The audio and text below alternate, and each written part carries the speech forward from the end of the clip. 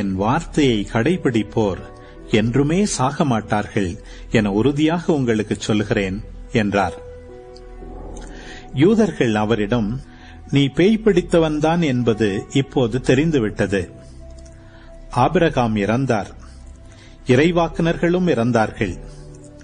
ஆனால் என் வார்த்தையை கடைபிடிப்போர் என்றுமே சாக மாட்டார் என்கிறாயே. எங்கள் தந்தை ஆபிரகாமை விட நீ பெரியவனோ? ஆபிரகாம் இறந்தார், இறைவாக்கினரும் இறந்தனர். நீ யாரென்று நினைத்துக் கொண்டிருக்கிறாய் என்றார்கள்.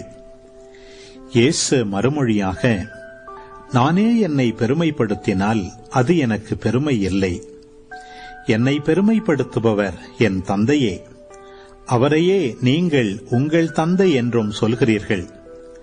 ஆனால் அவரை உங்களுக்கு தெரியாது, எனக்கு தெரியும்.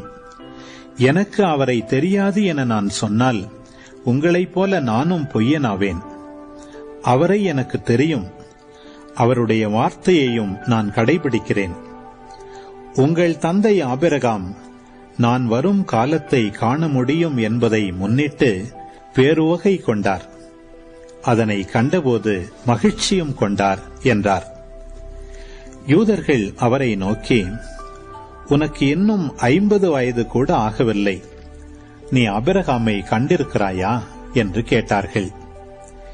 இயேசு அவர்களிடம், ஆபிரகாம் பிறப்பதற்கு முன்பே நான் இருக்கிறேன் என உறுதியாக உங்களுக்கு சொல்கிறேன் என்றார்.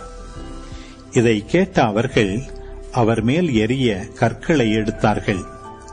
ஆனால் இயேசு மறைவாக நழுவி கோவிலிலிருந்து வெளியேறினார்.